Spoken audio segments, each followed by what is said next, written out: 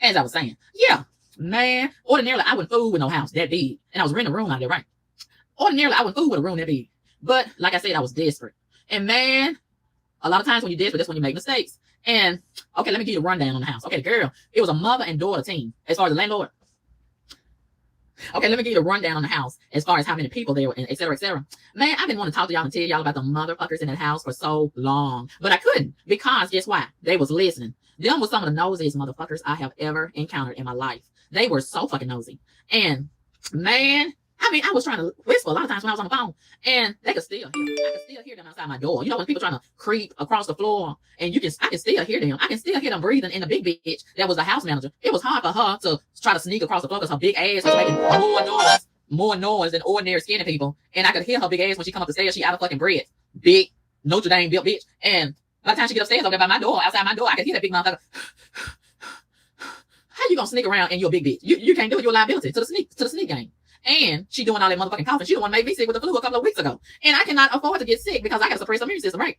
I was so fucking mad that she had me sick and she would not stay her big ass in the fucking hospital. Okay, this is what I'm going to do. I'm going to post this narrative, the summary of all of this on my Karma Kaboom Facebook page. I posted it somewhere else last night. I stayed up a long time typing all this up and I still got a whole lot more to say.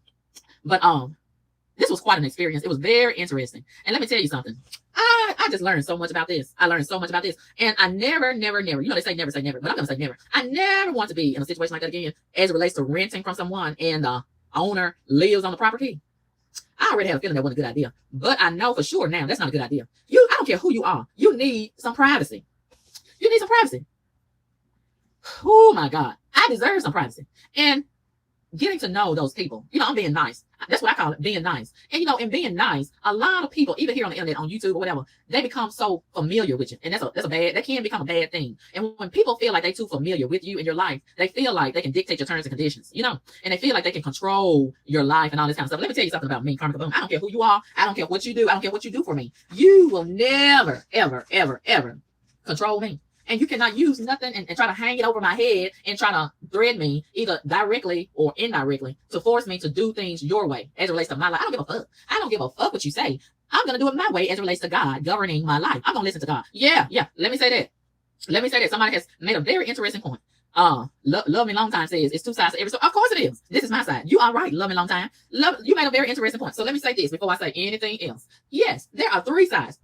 You're wrong. Love Me Long Time. You said it's two sides to every story. No. It's actually three sides to every story. My side, your side, and the truth. You know, everybody gonna leave a little bit out of the story, right? But this is my side. And they are entitled to their side. And then we have the naked truth. Okay? And when you're dealing with the naked truth, ain't nothing left out, ain't nothing added, ain't nobody else's perspective. It's just the fucking truth. So this is my side. You know, and if you want to listen at their side, go find them people and get their side of it. I don't mind you listening at their side, but this is my side right now, okay? So respect my side as it relates to my version on my channel, okay? This is my side. So according to my side, okay, so when I first went over there, oh, it was so nice. It was so clean, and it felt so homey. It had a homey feel to it. And I said, wow, this is different. And the girl, she was looking kind of impressed, big bitch, and she's a half breed, right? But she looked more like Trailer Park Trash. And, you know, we kind of hit it off right away as far as being civil towards each other and having the same frame of mind and, you know, wanting the same things out of life. And she was telling me that she was fresh out of a marriage and all about her husband and the things that he had did. And you know, the type of things that she likes to eat. You know, she didn't have any children and she's in her 40s and, you know, different things like that. We kind of had the same type of mindset in so many So we had the same kind of mindset in so many ways, you know. And one thing I couldn't stand about her, she loved to drink coffee every day, all day long. And I couldn't stand the smell of that coffee. And she wondered why she can't go to sleep. And I suggested to her, maybe it's that caffeine in the coffee. Oh, no, that ain't it. And she wouldn't go to sleep. She always looking around, trying to find a problem in the house. I can't stand people like that. Always looking for a problem. And that's another thing. She always sick. I can't stand the kind of people. They want attention. Ain't nothing never right with you. Ain't nothing never going right. It's always a problem. You always sick. Your eyelashes hurt. Oh, your toenail running a fever. Oh, it's some blood coming down your arm. Your heart is hurting. There's always something wrong with the girl. And I get so sick of listening to that every day. That's a spirit. That's a certain kind of energy. And it will transfer to other people. I don't want that. I got my own stuff going on. And okay, by the second week, I realized we have gotten in the habit of every day when I come downstairs because we weren't allowed to cook in our room. I wish we was because I could avoid looking at her every day. By the second week, I said, wait a minute now. I think I'm seeing her too much. I don't want to see my landlord every day. And I said, golly, every day, every time I come downstairs, there go this big bitch sitting at the table waiting for me. And I realized this girl is obsessed with me. You ain't got nowhere to go. You don't want to look at TV. You don't want to lay down on your couch, on your bed and look at TV.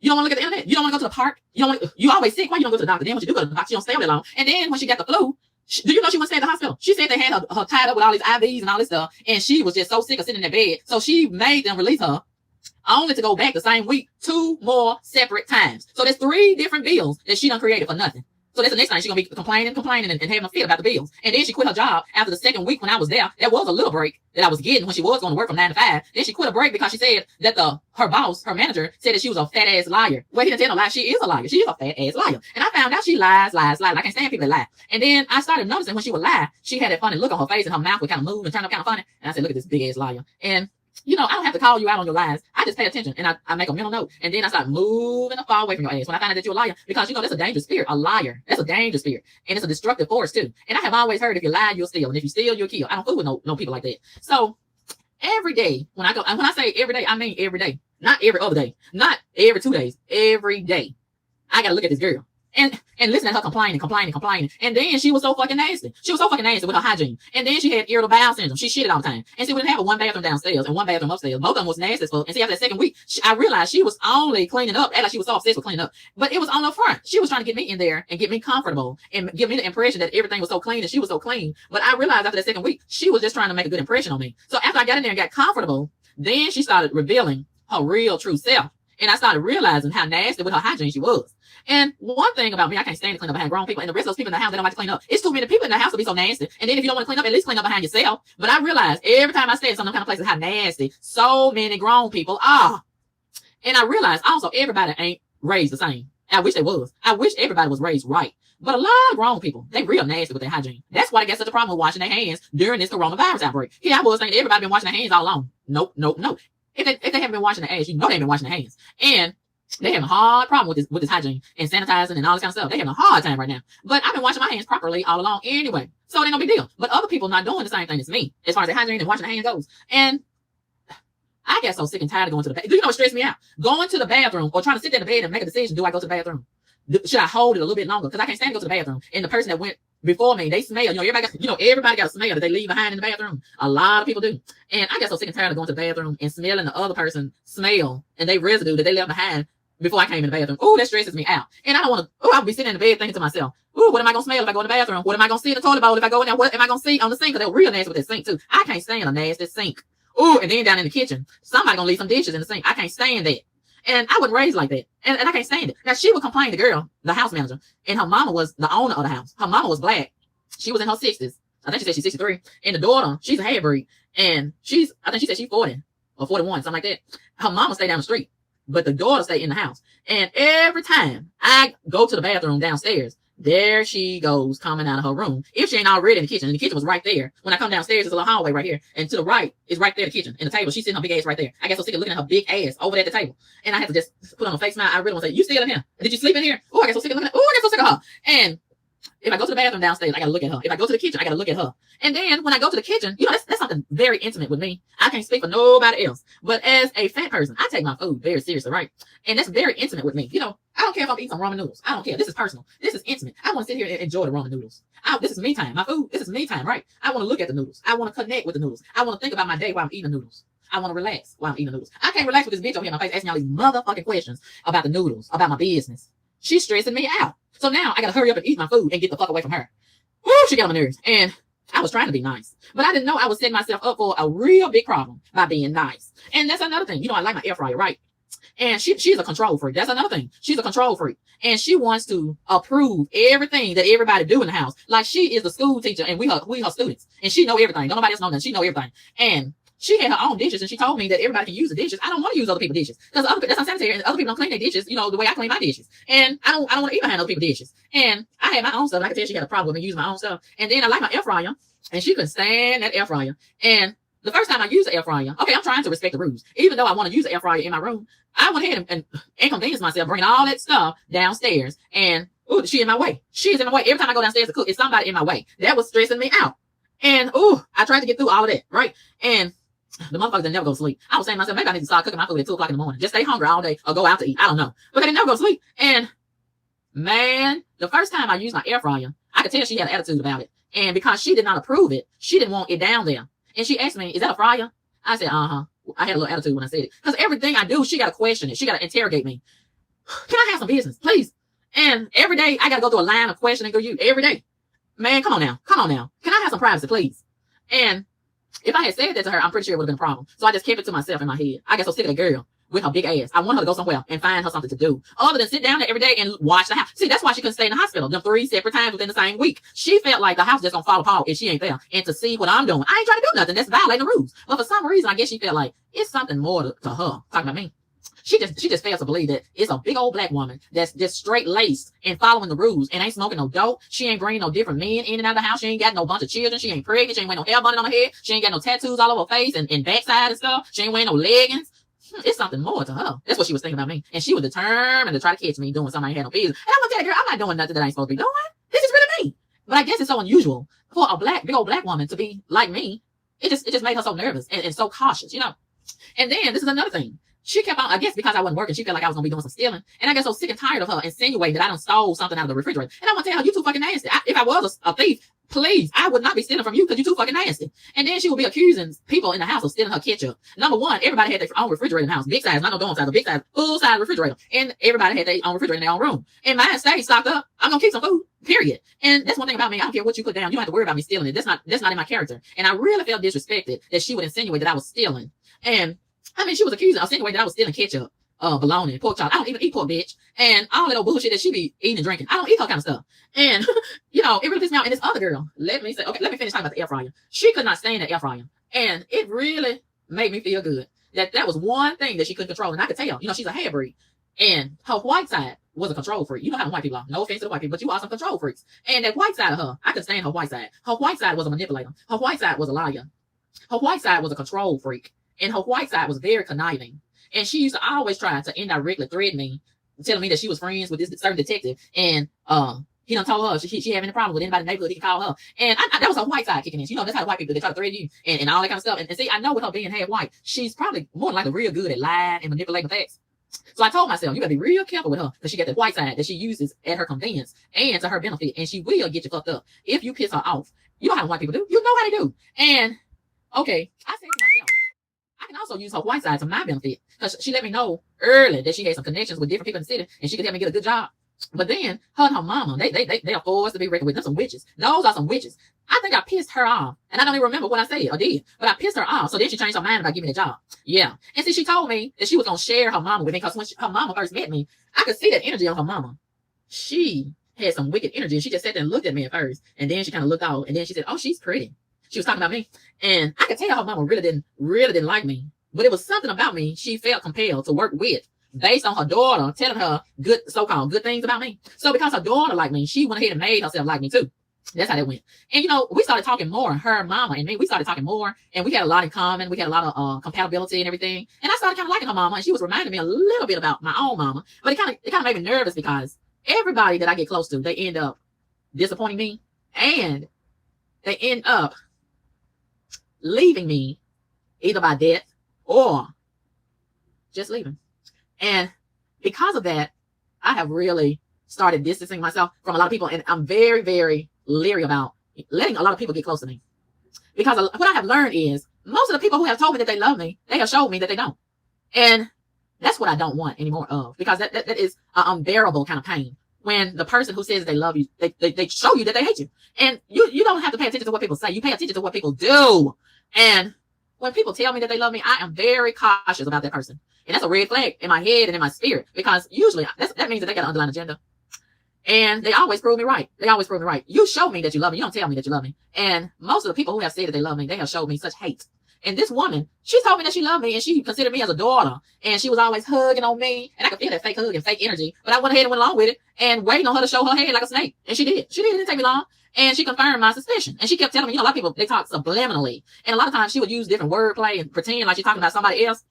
And she would be telling me how she really feel about me. And I was listening. You gotta pay attention to these snakes. You gotta pay attention. And, you know, I didn't make her believe that I was, you know, peeping her game. But I was just making mental notes. Every time she said something about somebody else, but it was kind of relatable to my situation, I knew she was really talking about me. And, you know, she was acting like she was really interested in helping me find a job, and she kept telling me, "Oh, we're gonna find you a job, and I'm gonna come over there, and you just write down the places that you're interested in going to apply, and we just you don't have to pay me no gas money. I'm gonna drive you to the places and this and that." And I was fine with it, but before she did that, I did find a job, but I didn't stay at the job. You know how I be hopping from job to job. That's just my thing. And that's what I do. If I'm not comfortable there, I'm gonna fucking leave. That's just like a relationship. If I'm not comfortable with the man, I'm gonna fucking bounce and get the fuck away from him. If you are not, and I know this is very uncommon with a lot of y'all because a lot of y'all conform and you settle. That's not my thing. If I am not comfortable in a situation, I am going to change it. And I don't feel obligated to get anybody permission or approval to do that other than God. That's the only one that I have to answer to. And I get so sick and tired of other people trying to inject their unsolicited opinion concerning my life and trying to give me guidance and direction concerning my life. I'm the only one that's going to be impacted by my choices, okay? As long as she's getting the rent money, that's the only thing that she should be concerned about. But she was not, because she's a control freak. And she wanted to dictate my terms and conditions. And I got so sick and tired of her trying to tell me what I need to do with my life. It's my life. If I live my life how you want me to live it, it's your life. It's not my life. Let me live my life. And she already don't make her choices. She already don't make her mistakes. Yes, you can offer me some words of wisdom, and I can choose to listen or not, but it's still my life path. Okay? And she was getting so frustrated with me because I would not listen to her and let her control my life and do what she says. And I'm trying to be respectful, but at the end of the day, I'm going to still do what I want to do, and you're going to wear yourself out and get yourself exhausted, and you're going to get mad because I'm not listening to you and doing what you want me to do as it relates to my life. Don't do that to yourself. I'm not going to do what you want me to do, period. And that's another thing. Everything, and I needed them to be right there at the same time. I got so sick of talking to her daughter, and then her daughter ain't gonna do nothing but go get on the telephone and tell her everything that I said. And then the next time she called me, the mama called me on the phone or come over there, I gotta turn around and tell her the same thing. And this is another thing. I don't like secrets. And I learned from my own mom, no disrespect to my own mom, but that's one thing that I experienced when I was at home that I did not like, and I learned is a very destructive force. Keeping secrets. I don't like secrets. And her daughter, you know, a lot of things that I have experienced in life and I have suppressed it in the gray areas of my life. I'm doing that in order to preserve myself and protect that's a coping mechanism for me. You know what I mean? That's a coping mechanism. Some things are a trigger for me as it relates to stuff that I don't even want to remember anymore. And when she started telling me all these secrets, it made me remember when I was at home and my own mother, she was telling me stuff about my sisters. Don't say nothing about this, but blah, blah, blah. And then behind my back, when I was not around, then she go tell my sister something about me. And see, then eventually we gonna find out what everybody talking about. Then they go problem. Then she says when everything get blowed up and out of control and everybody's fighting and mad at one another, I need y'all to just get along. Well, you done created the problem. So now you want us to get along? Really? So here we go again. Here go this girl. Now, don't you say nothing about this. And she be talking about other people in the house. So, of course, if a person talking about other people, don't you think they're going to talk about you behind your back? Yes, they are. You're not going to be exempt. So, of course, I can't stand that type of person. And I started looking at her differently, like she's a rotten bitch. The more she started talking to me about other people's business in the house, and I'm pretty sure she was talking about me, the more I'm telling her my business, and that was my mistake. I was supposed to be just giving her my rent money and saying hello and goodbye. I was not supposed to be establishing a personal relationship with her. That was my mistake. So now we're in too deep, right? We done got in too deep. I done told her too much of my business. She done told me too much of hers. So now I gotta slowly ease my hand out of the tiger's mouth. You can't yank it out because then you're gonna get your arm ripped off, right? So I told myself you gotta be easing your hand out of the tiger's mouth as you look around for somewhere else to go. And I thought this was gonna be my way out. Okay, the job that I was gonna get, it didn't work out. And I was thinking I was gonna use that money to go ahead and pay my rent and everything gonna be fine. So I had got the flu because she had given me the flu. And I was so mad at her for giving me the flu. I had just started the job and she was giving me a ride. Her and her mom was giving me a ride. They told me, oh, don't worry about paying us. That's another thing. Ain't nobody gonna do nothing too fast for you for free. And that's gonna be a very expensive favor. And it turned out to be a very expensive favor. And all of that love had limits. And all of that care that they said they had for me, it came with conditions. Yeah. So I knew I was setting myself up for failure when I was taking a ride from them to work for free, so-called free. And I knew they was talking about me behind my back. And that's what I didn't want. Them to feel like I was a charity case and they just got to do something for me because they feel sorry for me. And then when the coronavirus hit, and we couldn't find no tissue in the stores, they go to mama giving me some tissue. She had went and got some tissue from the Dollar Tree, and she felt like she was feeling so sorry for me. And I don't want nobody feeling sorry for me. If you want to do something for me, fine. Do it out of the kindness of your heart. Don't do it because you feel obligated, or you want something in return, or you want to build some credit so you can try to control me and remind me, oh, I gave you that tissue in 1979. I gave you that car in 1985, and if it weren't for me, you wouldn't have been able to get around and go to work and blah blah. And in 1992, I gave you a house. And you didn't have to pay no rent for 6 months and all that kind of stuff. Don't throw it back in my face. Do it out of the kindness of your heart, or don't do it at all. And when she was giving me all that tissue, I felt like she was going to remind me of it. And she was only doing it because she had an underlying agenda. And I found out she did. And let me tell you, so when I got sick with the flu about a month ago, I was very sick. I didn't have no appetite. And I had a fever and all of that stuff that come with the flu, right? So the job that I had just started, it was on a point system. And I was only allowed to miss 6 points. So let me tell you, all right. I think it was like either 2 or 4 days that I had missed, but the job didn't care. And the supervisor, he was so low down about it. He didn't even tell me. And I'm calling him every day. And he had my phone number. And he wouldn't even tell me that he done went behind my back and called the office and told them not to send me back because I had missed so many days, according to him. I had missed before, almost 4 days. So that was 4 points. I'm allowed to miss 6 points. And I had a doctor note, but he didn't care. He didn't care about that. And he was in his feelings. So I was fine with it because I was tired of standing up on my feet anyway and listening to all them garbage bitches conversation at the job. And man, the only incentive they had, they gave you $140 a month for food, and they had some good food in the lunchroom. That was the only good incentive, and they gave you free prizes. You know, they had a drawing for free prizes every now and again, every week or so. So, you know, I didn't really care. It was decent pay, you know, but my feet was hurting and my back was hurting from standing up all day. I didn't care for that. So that was fine because I can always get another job. You know, God is always going to bless me and bless me and bless me, you know. So, okay. The mama and the daughter, they kept on asking me about the job. You going back to work? You going back to work? You going, ooh, stop sweating me, okay? Get off of my heels. Get off of my neck. Let me breathe. I'm going to go back to the job if I want to, when I want to. Okay? Stop worrying me about the job. You want me to have the job. I don't want to have the job. Okay? A job is a job. It's a job. Okay? So then, they just question me every day about the job. So I'm feeling pressured to go back to the job because they want me to go to the job. So then I told them I was going to another job. And I could tell they was getting aggravated because they wanted me to do what they wanted me to do. Their feet ain't the ones that's going to be hurting. Their back is not the one that's going to be hurting. It's going to be mine. Okay? And I get so sick and tired of running everything by them like I'm a little child. And in combination of that, every day I'm going out there in the streets and taking care of my business and trying to better myself. And they telling me, well, we've been talking. Of course, y'all been talking. We've been talking and we really admire you for getting out there and going out there doing what you got to do and having to ride the bus and all that kind of stuff. But at the same time, they talking shit about me, right?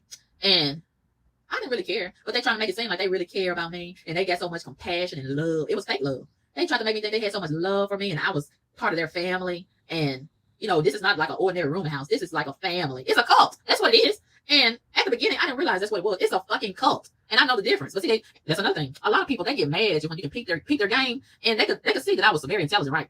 And I'm a very godly woman. And I can peep your game. They weren't happy with that. And it really irritates people when you can peep other people's game. They want to be able to get over on you, right? So that was a problem, that I was so intelligent. That was in their way. My brain and my spirit, it was in their way as it relates to them executing all their wickedness against me and you know, all this and all that. So, okay. So as we're going on, it was one white girl downstairs. She was real skinny. And according to the girl, the house manager girl, she said that the girl was on drugs and she was talking so reckless about the girl behind her back. But in her face, she was always so pleasant to her. And I said to myself, look how two-faced she is. If she doing that girl like that, you know she doing me like that, right? What makes me so special? And that girl, she was so nice. And I talked to her like 2 or 3 times. And she was so nice and pleasant and kind. And she never talked disparagingly about that woman. But that woman was always talking disparagingly about her. And I thought that was so unfair. And that girl, she would come out of her room only to go outside and smoke cigarettes. And then sometimes, you know, when I'll be in the kitchen, she'd come in there and have some pancakes that she put in the microwave and she'd go on about her business. She would speak to me and go on about her business and eat her little pancakes or her popcorn, you know, whatever. But then that second week, the girl died. But let me tell you this before I talk about that. I am very suspicious about that girl's death. I can't prove it, but I suspect it was possibly some foul play. And one thing about me, I don't eat everybody's cooking. No, no, no.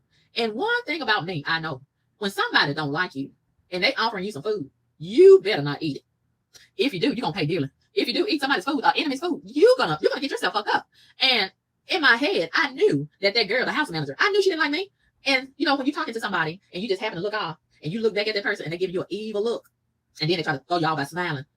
It's too late. I already seen you. I caught you looking at me in an evil manner. I got your spirit. It's like a picture. I already done took your picture in the spirit. I got you. So I caught her giving me some ugly looks several times. And then when I look back at her, she tried to throw me off and put on a fake smile. No, you don't like me. And as quiet as it's kept, truth be told, I really don't like you either. The more we get to know each other, I don't like you either. I thought I was going to like you, but I don't like you. I really don't. And I want to stop talking to you, but you won't stop talking to me. Ooh, that's the only reason I keep talking to you. You keep on talking to me. And I cannot avoid you. Every time I come downstairs, there you go. And then you keep on coming upstairs in my face, pretending like you want to clean the bathroom. No, you want to see what I'm doing. You want to keep up with me. And then there was some hood rats that lived upstairs right down the hall from me. I could not stand those motherfuckers. And they lied on me after I complained about them keeping up all that noise. They didn't work, but then they want to disrupt everybody else that's trying to work or is working, acting like they're the only ones in the house. Ooh, and then they're going to lie and say that they're going to tell the mama that they could hear me and them talking on my phone and I was saying some inappropriate stuff. A liar. Why you didn't say that before I said something about you talking? Too loud. They would go in the bathroom. The bathroom was right there in front of my room. They stayed occupying the bathroom. Okay, you're going to stay in the bathroom. Why don't you clean it up? They would go in there after I clean it up and mess it up. And it was real young in their 20s. I can't stand some of the young folks. Ooh, they're such terrible motherfuckers. And then they're not even qualified to be parents. They had 2 kids and the kids was real bad. They would cry all the time. And they would leave them kids in the bathroom unattended. Meanwhile, I think they'd be in their room fucking or gone to the store down the street. And the mama of the owner of the house, the mama, she told me one day, not too long ago, that she had came over there because she would come over there all different times of the night and day trying to sneak around and see what everybody doing. And she told me she came over there one night recently about 10:30.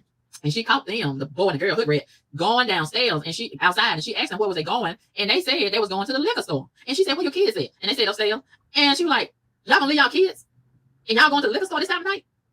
And see, she chastised them, but she still enabled them by giving them a ride to the liquor store. See, the hood rats was terrible. And they were terrible because the landlord and her daughter who lived in the house, they had a soft spot in their heart for the hood rats. And I said to myself, they got something in common. Not only that, they got something in common. Plus, I think the reason why they're giving them so many passes, no matter how many times they break the rules and violate the house, I think she probably is keeping them there to help be her eyes and ears as far as trying to see what everybody else doing in the house when they ain't there and being low down with them. And she's probably getting some guaranteed money from the state, from the welfare office. You know, a lot of these hood rats, the welfare office in the city, different city organizations and federal agency programs, they be paying a lot of these hood rat rent. So that's guaranteed money. So that's a golden tenant right there for the landlord, right? They ain't gonna mess with them too fast. And the hood rats, they was in there smoking though. And the woman said she seen them on, she had cameras all over the house. And I could not find them cameras. Man, I was looking for them cameras. I still wasn't able to find them cameras. And I had a feeling one of them cameras was probably in my room. Every time I go out of the room and go downstairs, that girl, the house manager, the Hadbury, she just so happened to come out of her room too at the same time. I think she was watching me, and she probably was watching me on a monitor, on her computer, or on her phone. Every time I come out of my room, she come out of her room. No, you watching me on the camera, and I got so sick of her. And the managers, the house owner, her mama, she told me that she saw the hood rats smoking dope, and she asked the hood rats the next day or two, was they smoking dope? And the hood rats told a lie and said they wasn't smoking dope. So she showed them on her phone. She rewinded the video and showed them on the video where they was smoking dope. And I think that was her way of indirectly trying to intimidate me and let me know she watching everything that I do. So if I try to do something, get away with it, she gonna see me on video and let me see the video. So I don't care. I don't care if you're watching me on the video. Okay, I'm not gonna do nothing that's violating the rules. Okay, I ain't stealing nothing. I ain't trying to bring nobody in the house that ain't supposed to be in the house. I ain't selling no dope. I ain't smoking no dope. I'm not prostituting. I ain't doing nothing that I'm not supposed to do. So keep on watching. And see, that's another thing. She was still watching me as it relates to when I would go to the store and bring something. In her mind, if I'm not working and I'm not paying my rent, and see, it did get to a point where I wasn't paying my rent, and I was gonna leave, but she told me, the daughter told me, no, you don't have to go. We're gonna work with you. I was really want to go because I want to get away from them and they cook. So I let her go ahead and talk me into staying. I really did want to go. I didn't know where I was gonna go, but I was gonna get away from them. And she was like, well, you don't have to go. And that's not how we run the house. We don't run this like a regular room in the house. We run this like an outreach program. Not an outreach program, but an outreach, situation. And we really want to help people. It's not about the money. So I went ahead and stayed, okay? So according to them, and what we agreed to, her mom was like, well, you're gonna have a job, you're gonna have some money. So the money is not no big problem. The money is not an issue. So don't worry about that. And whenever you get the money, you get a job, then you can start paying us. So in all, it was like 3 weeks. Okay. So it wasn't really a big deal as far as paying them.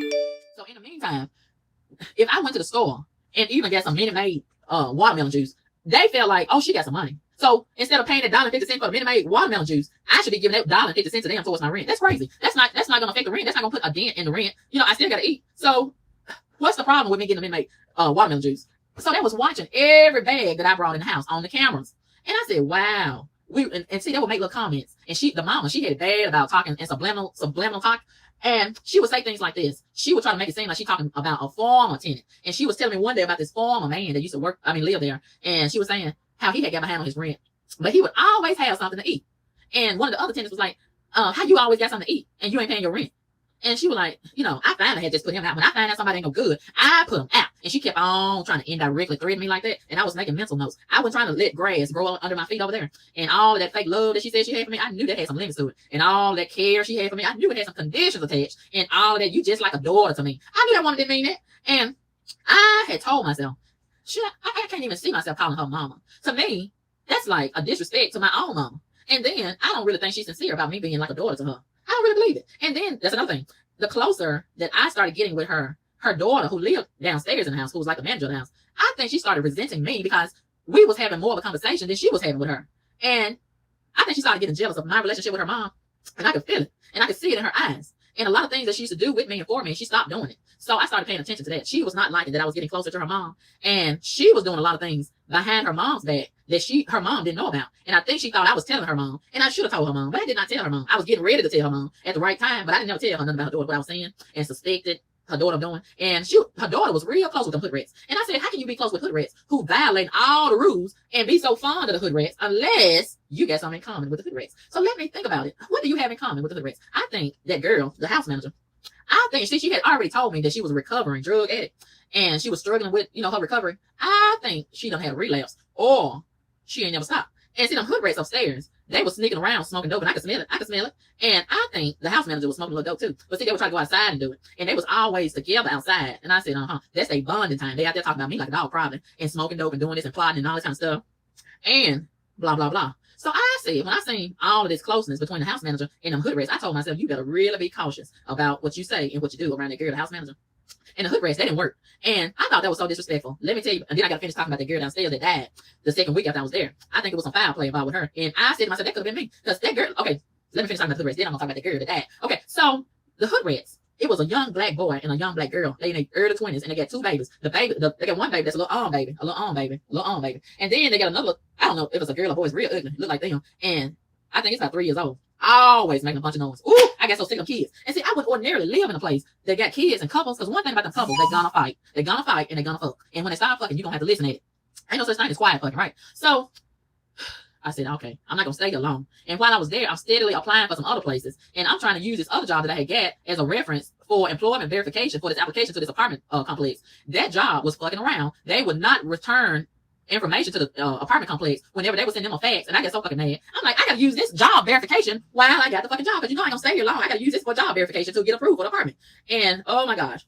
So they kept on messing around, and we still ain't got that approved because they still ain't sent that thing through the form to get me approved for job verification. So anyway, okay, so hood rat, the little kid, they would always put that kid in the bathroom, in the bathtub by itself. I don't know if it was a little boy or a little girl. It looked like it's unisex. I don't know if it's a boy or girl, but it's real bad. And make a whole bunch of noise all the time. And they don't never put the kid to sleep. They let it stay up as long as they want to. Everybody in that little room make a bunch of noise. And the girl, she would have a little part-time job, I guess, to supplement her little welfare check. You know how they do get a little part-time job so they can get some money to smoke their dope and buy their cell phone and eyelashes. And she kept on buying eyelashes. Every day she got a different pair of eyelashes. And she pulled other eyelashes off and had them laying in the floor in the bathroom and all in the garbage can. And they didn't never want to take out the garbage can. I was the only one taking out the garbage in the bathroom. And I got so sick of being the only one taking out the garbage. And I said, if they're not going to work, especially that boy, and let me tell you about the boy, I couldn't stand that boy and I couldn't stand that girl. Coming or going. I couldn't stand them. Oh, I wanted to chunk them in the garbage, but I didn't have strength. And the boy was kind of chunking and kind of sloppy built. Oh, he got a terrible body. And I said, this is a shame. And it's also a trend. A lot of these young girls, they love to get their trash as far as a boy. Just like the other day, I was riding in the bootleg Uber. I got that right off of Facebook.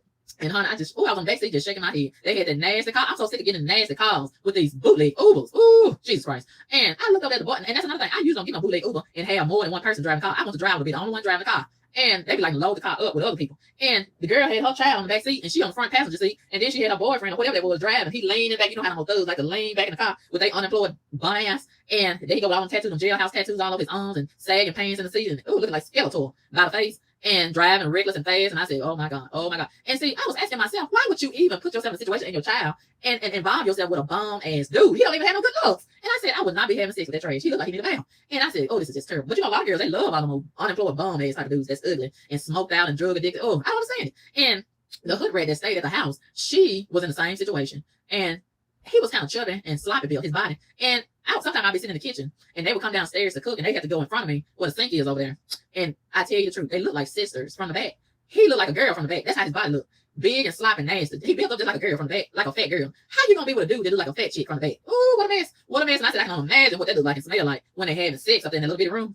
A mess. And then they used to love to stay in the bathroom talking. I got so sick of them talking motherfuckers. And all they want to talk about is nigger news. They stay up in the bathroom talking about all that hood rat news. And he loves to play video games. And I said, this is so disrespectful and sorry as fuck. And this girl is with a dude. This ain't no time to be with a loser. I'm like, wow, you got a whole family, dude. And you okay with relaxing and staying in a room and house and having your family in a little bitty room for the rest of your life or indefinitely. And you letting this girl go out and work this little part-time job. You should be the one working. And then the girl, the house manager, her mama will get a girl a ride. No. You enabling them in a situation. If anybody you supposed to give a ride to, if you're going to give a ride, you need to be giving a ride to that dude. How you going to be a dude and you got a whole family staying in a room and house and you okay with sitting down with your big lazy ass and you young, able-bodied, and playing a video game all day while your girlfriend go out and work this little part-time job? I said, this is some real effed up stuff right here. And if you're not going to work, you can at least take out the garbage. That's so disrespectful to the women in the house as well as everybody in the house, period. How you okay with having a whole family and still fucking? The girl probably going to be pregnant again by the end of the year. And they act like everything is just okay.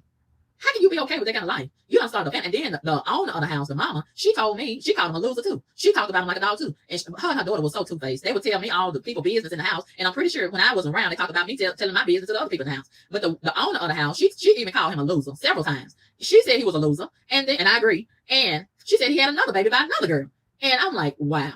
And his big ass is sitting up here playing a video game with no job, don't want a job every day. And then the girl, she would get her little food stamps and go and buy chicken and cook for him. And then he go eating and shit in the toilet. Sometimes he wouldn't even flush the toilet. Sometimes I would go in the bathroom and there goes some shit residue in the bottom of the toilet bowl. Just a sorry motherfucker. That's what he is. And he was so nasty in the shower. He was so, they stayed being nasty in the bathroom. Oh, that bathroom had me so stressed out. And I would go in there. It was a window right there. And even in my own house, when I have my own home, if it's a window in the bathroom, I let it up. Your house needs to be refreshed every now and again. You know, everybody. That go for everybody. You need to freshen your house out sometime. And let the windows up. Let that odor. Everybody has some kind of trap odor. I don't care who you are. You're going to pass some gas. You're going to do some cooking. Some of that food is not smelling so good after so many days. You know, that splashing of the grease and this and that going on and whatever. You need to freshen your house out. Period. And then you, instead of going outside, bring that outside smell on your clothes and shoes. You need to let your house freshen out. And I would let the window up. They can stand it. A lot of these nasty folks, they can't stand the windows to be let down. Ooh, they can't stand. They want all that odor and residue to be locked in. Ooh, they can't stand fresh air for some reason. And oh, they used to stress me out so much. And they would take that radio in the bathroom, boom, boom, boom, what the fuck? And they know you're not supposed to be playing loud music and loud TVs in the house. Everything, ooh, these hood rats, everything you're not supposed to do. That's what they do. That's why they have so much problem with the police, because they cannot stand rules and regulations. They can't stand it. And man, let me tell you. So, oh my gosh. So getting back, I'm gonna come back to the hood rats in a minute. But getting back, okay. So the girl downstairs that died, okay. The second week after it was about the second week after I was there. Okay. The house manager, the Hadbury house manager, she had a bad habit of asking me and that girl, other people in the house, if they wanted something to eat when she would cook. She would pretend like she done cooked so much and she got so much extra left over and she ain't gonna eat all of that. And so she loved these nasty folks. They love to ask, do you want something to eat? Why the clean people that practice good hygiene, they don't never ask. They real stingy. They don't never ask other people, do you want some of this? Do you want some of that? It's only the nasty folks mostly. And she was very nasty with her hygiene. Very nasty. And plus, she had irritable bowel syndrome, which means she always shitting all the time. And that's another thing. I'm in there trying to cook, and the kitchen and the bathroom downstairs was right next to each other. She would go in there and shit, knowing I'm cooking. I think she did it on purpose. She would go in there and shit while I'm cooking and come out there and leave the door open. And there go all that doo smell. I'm over there cooking. And then sometimes in the beginning I would eat downstairs at the kitchen. I stopped there. And then she goes sitting down across from me with all that coughing. She loved to cough because she smoked them cigarettes. Plus she stays sick all the time with one disease or another. And it was just like a nasty stray dog all over the table. Just nasty. She had that old nasty string of trailer park trash hair. And then she go in the shower and dig all that nasty string of hair all over the place, all over the toilet, all over the shower. And I'm like, oh, this is so unsanitary. It's so nasty. And she stopped cleaning up. She was cleaning up a little bit when I first came in there. And then when I got comfortable, she got comfortable. She quit cleaning up. And she let her real self show. She just let me know she was a nasty motherfucker. And I said, oh, this is the perfect setup for a disease and Ebola and hepatitis and all this kind of stuff. And then, she made me sick. I got so sick of her coughing all over my food. And I want to say, you big nasty motherfucker, why don't you go on somewhere with all this coughing? And I got so sick of her. And I'm like, don't you see my food, heifer? And I'm like, wow, this one say, that one never say, trying to keep me sick. Trying to keep me sick. She already had made me sick one time, and I almost didn't recover. And then there goes the coronavirus, and there she goes with her big nasty ass. I said, I need to stay away from her. Because I almost didn't recover. I don't know what the nasty disease she gave me, but she gave it to me, and she had told me when she first got it that Friday night, you might want to stay away from her, but I didn't listen to her. I'm still standing up in her face talking. And the next day, there I was sick. Man, I was so mad the girl had made me sick. And then she wouldn't stay at the hospital under the doctor's orders. So then she come back and making this big pot of chili. And I get so sick and tired of people, especially if you're nasty, offering me food. And then I tell you no, and you still trying to push the food on me. If I tell you I don't want it the first time, will you please stop asking me, do I want it? And the girl downstairs, the skinny girl, the white girl, ooh, I think she was eating her food. And that girl, the house manager, she didn't even like her. She told me out of her own mouth that she could not stand the girl. And I wonder why she couldn't stand the girl. The girl was so nice. And she used to accuse the girl of stealing her food. I don't believe the girl was stealing her food. That was just a low down bitch. She was so low down. And I mean, she was so angry on the inside. And I think she wanted to just she had a chip on her shoulder with the world. And her husband had did her wrong and had did a whole bunch of awful stuff, and he had went to jail. And she was just mad at everybody. Woo! And that girl did not deserve all that hateful stuff that she was saying about her. And then I'm looking at the fact, you telling me that you can't stand her, but then when she come out of her room and come in the kitchen, hey, how you doing? How was your day? Wow. You want some of this chili? You want some of this chicken? I have enough. I cooked some extra. Wow, really? And then as soon as she turned around and go back to her room and go outside, I can't stand that bitch. I ain't never liked her. Wow. And then when she come back around, hey, how you doing? Oh. The devil, right? The devil, the whole devil. So I said to myself, you got to pay attention to that. Because if she doing her like that, you know she doing you like that, right? Yeah. So that girl, the house manager with her big ass, she had fixed a big old pot of chili. And she asked me, did I want some? Now, the first time she had offered me something else, it was some of that white folk stuff. I don't like white folk stuff that they eat. And it was some pork chops and something else. And I didn't want it. But she kept on calling me on the phone, telling me to come down there and get some. And I did not want it. But I knew she was gonna be acting a certain kind of way if I didn't come down and eat some. Ooh. So I came down and that was when I still kind of had the flu a little bit and I didn't have no appetite. So I used that as an excuse to say, well, I eat a little bit. I don't want that much because I don't really have an appetite. So I got a little bit and she was watching me. And I sat down beside her at the table and I was really not wanting to eat it. I was pinching off of it and pretending like I was eating. She was paying attention. She was watching me and she wanted to make sure that I ate it. And I didn't eat all of it. And then she went over to the sink and was washing her dishes. So I used that as an opportunity to hurry up and go there because the garbage can was right beside the sink. I hurried up and went over there to throw it out in the garbage. And she was looking. And she was feeling a certain kind of way about me throwing it in the garbage. And I want to tell her, will you please stop offering me some of your nasty ass food? I am not going to let you trick me and poison me. I'm not going to let you do it. And the next day or so, she had fixed some chili. And she offered me some. And she had put a whole bunch of it in some different containers. And I said, oh, look at the setup. Look at the setup with you. And I said, this woman is determined to poison me one way or another. This woman is determined to indoctrinate me and give me this demon energy down my throat. And I'm not going to cooperate. You're going to have a hard time indoctrinating me. And there she go, offering that white girl some of that chili. And I think that white girl was eating everything that she offered. And I said, I'm not going to eat it. I'm not going to eat it. But that white girl did. And the next day or so, okay, this white dude, he moved in. And when he first moved in, I could see he gave me undercover agent vibes. And I could see white supremacist vibes on him too. But a lot of people that would come over there and look at the extra room, they wouldn't take it. And I was thinking he wasn't gonna take it, but I was wrong. Dad suspected white supremacists moved in. And see, he was a big talker. And in my opinion, he used all that talking to manipulate people. I know them kind of people. They like to hustle people, but they like to do all that talking as a front. And one thing about the house manager, she loved all that talking. And she liked to play up her white side. She's a half-breed. She loved to get around the white people and play up her white side. So they immediately bonded. And I said to myself, that's a bad thing. You better hurry up and get out of here. Because two of them white heads together. That's a perfect storm. Perfect. And when he first came and was looking at the house, and she was showing him the house, he gave me a bad vibe. And I could see them with beady eyes. I ain't never trust people with beady eyes. They ain't no bit of good. They ain't no good. Them people with shifted beady eyes. Them some low down motherfuckers. You better believe it. I ain't never met a person with beady shifty eyes that was pretty good. Everybody I ever met with beady shifty eyes, them was some demons. And he had a set of beady shifty eyes. And he had that old crew cut, like some of them agents be wearing that haircut with that chopped up crew cut. I can't stand a white dude with a crew cut. Them some low down bitches too. And he had them old reddish blonde eyelashes. Let me tell you something. I can't stand a white person with reddish eyelashes, reddish blonde eyelashes. Them some dangerous bitches right there. Woo, I don't trust a person with reddish, blondish eyelashes. They ain't no fucking bit of good. Them some demons. And he had a set of them too. And I said, you better stay away from him. I was going to be nice to him, but cautious. And he know a lot about computers too. I said, they go a demon. They go a demon. He know how to, them white people, they know how to fuck you up with them computers, right?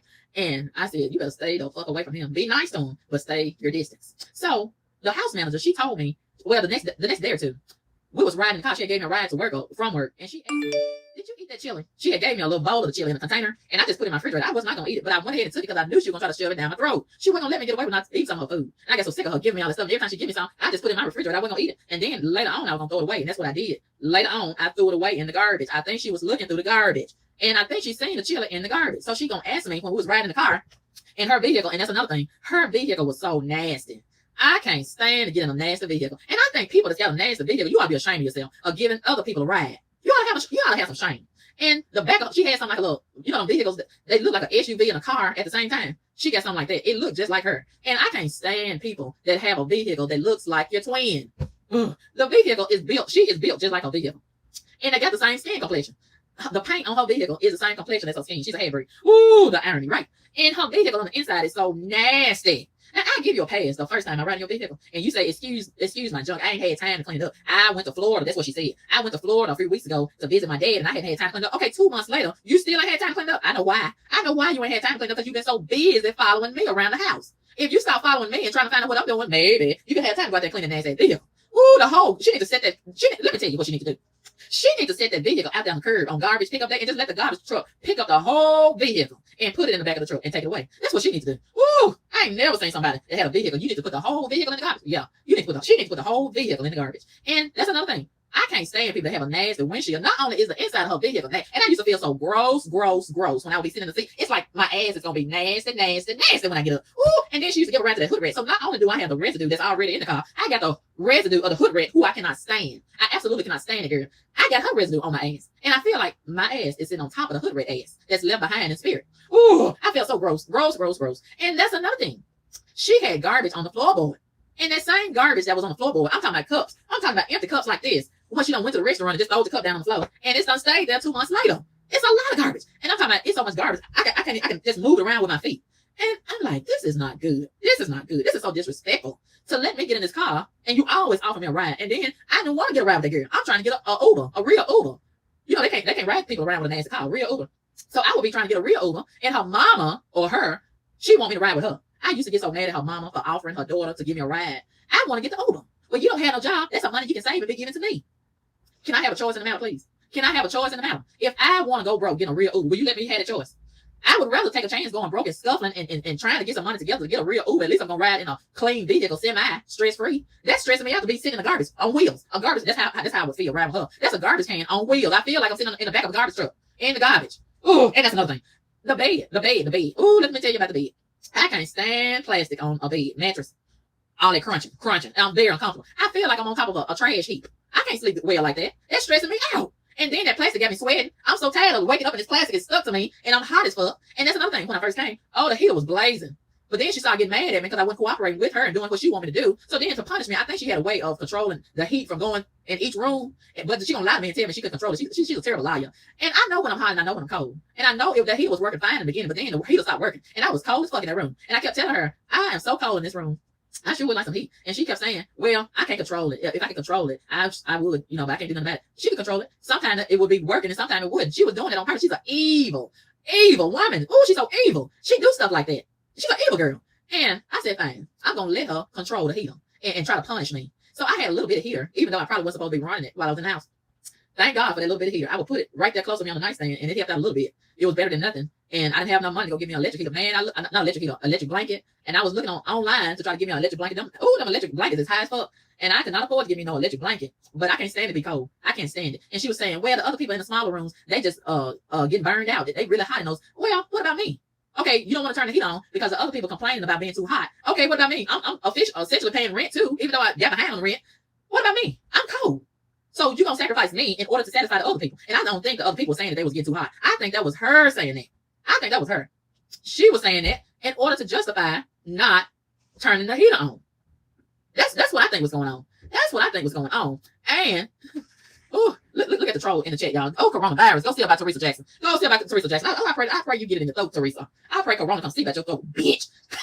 But anyway, as I was saying, yeah. See the trash be trying to get me distracted. I ain't gonna let this trash get me distracted because I'm on the road today, baby. I got too much to say. I got a backlog of talking to do. I've been wanting to tell y'all about all this foolishness a long time. So let me get back to what I was saying. So, yeah.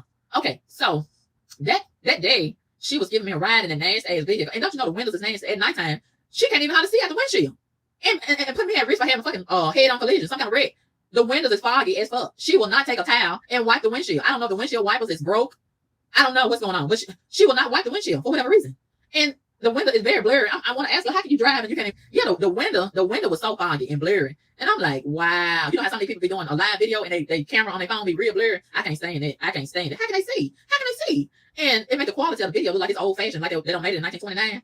Wipe your camera lens off. Wipe your windshield off. Oh, but anyway, she asked me that evening in the vehicle, did you eat some of that chili? Did you eat that chili that I gave you? And I thought about it. And I was so mad. I'm like, this bitch will not let it go. She will not stop talking about that motherfucking chili. She had already asked me several times before, did I eat the chili? Why you worried about the chili? Let me eat the chili if I'm going to eat the chili when I get good and ready. Can I eat the chili when I get ready? Why do I have to eat the chili when you want me to? Because you want to control me. That's why. And, I get so sick of her. So I didn't want to tell a lie. Even though she'll tell a lie in a minute. I don't want to be like her. And I said, no, I hadn't eaten it. I didn't tell her I had put it in the garbage. But I'm not lying. Because I said, no, I hadn't eaten it. Even though I did put it in the garbage. It's my choice. Okay? I think she had looked in the garbage and seen that I had put it in the garbage. Because, we had to put our garbage from our room in the big garbage outside. And that's another thing. She wanted to control the outside garbage. She didn't want nobody else to take the garbage to the curb but her. She would get mad when I would take the garbage to the road. What's the big deal? And then sometimes she will forget to take the garbage because she's so busy and want to control me and watch me and everybody else in the house. She will forget or just be too lazy to take the garbage to the street. So that would mean more garbage is getting piled up throughout the week. And we got to wait till the next Friday when the garbage pickup day comes around again. And that's one thing about me. When I have my own home, I'm always going to put the garbage out on the scheduled day for the garbage truck. I don't let the garbage pile up. That's nasty. That attracts rodents, rats, possums, raccoons, roaches, etc. That's very unhygienic. And, I don't like garbage to be sitting around all the time. And then it stinks up your house and stinks up the outside of the house. And she didn't say no. She got real quiet when I said, no, I hadn't eaten it yet. I think that heifer was trying to poison me. And she said, oh, Scott, the white dude that had moved in. She said, Scott, he ate some and he really liked it. He wanted some more. But I didn't have any more. And I think Scott, he was just eating and talking and doing whatever he could do to get in her good graces. Because he had possibly, I suspect, an underlying agenda. Yeah. And I think she wanted to screw Scott. And her mama told me that she thinks she had the hots for Scott. And I told her, I think you're right. I seen it in her eyes. And he had a girlfriend. Scott had a girlfriend. Well, she wasn't his official girlfriend. He said she was just a fling. And he had a little bitty room downstairs. And I said, how is Scott fucking that girl, Connie? And she worked at a law firm, he said. And it seemed like she was a pretty decent woman. She was going through a divorce and had some grown kids. But she would come over there to lay with Scott in that little twin-size bed in that little bitty room. I said, how they gonna be fucking in that little bitty room? How? And Scott loved fucking eggs. And I know he was farting all over the house. And when we was experiencing a tissue shortage, I was telling him, I am so nervous about running out of tissue. And he told me 3 separate times, well, don't worry about it. Just go get in the shower.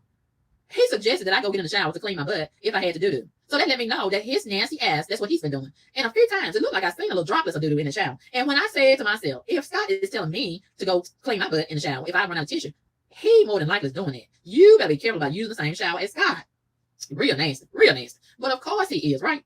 Of course he is. Look at him. Look at him. And, got the nerve to be so nasty and got a girl coming over there screwing in a little twin-size bed in their rooming house. That's not the proper place to have sex, a rooming house. But a lot of people are doing it, a lot of them. So let's get back to the girl that died in the house. Well, I don't know if she died in the house or she died at the hospital. I don't know. But that same morning that girl died, I seen some doo-doo all over the toilet bowl downstairs. And I couldn't figure out who did that. And I was thinking it was that big bitch, the girl that stayed, the house manager. Because she had already said she had irritable bowel syndrome. So I was thinking, is this her doing this? And she was acting like she was so sick and she was so this and she so that. So is she done doo-doo and she don't even realize she done doo-doo all over the toilet? What's going on? I said, this is too nasty. This can spread disease and hepatitis and Ebola and all this kind of stuff. We can't be doing this, having doo-doo all over the toilet and all in the shower and all this kind of stuff. No. And then you're going to offer me some food with your nasty, unhygienic self. And, I said, you're not going to have me sick. So the next morning, that girl, this white skinny girl, she had died. And the house manager, I was sitting at the table. I didn't even know the girl had died. And she told me, we kind of had an attitude with each other. So to break the ice, she going to tell me a secret in order for us to start back talking and get our bonding time back together. And because she didn't like for us to have an attitude with each other. And I was trying to break away from her. I really was. And she didn't want me to break away from her. And it really bothered her when I didn't talk to her. I wanted to get away from her. And because I knew she was wicked. And she had did so many wicked things. And I was just, I was trying to distance myself from her. And she could tell I was trying to distance myself from her. And she didn't want me to get away from her. And so she said to me, the white girl, her name was Bobby. She said, don't say anything about this, but Bobby died this morning. And I was like, whoa. And it got very quiet in the kitchen. It got very extremely quiet. And I was like, what happened to her? And she was like, I don't know. And she said, don't say anything to anybody. You're the only one that I've told this. And I'm like, in my head, I'm like, why is this a big secret? Why is this a big secret? Angel, who's a troll? You said it's a troll? Is it Maya?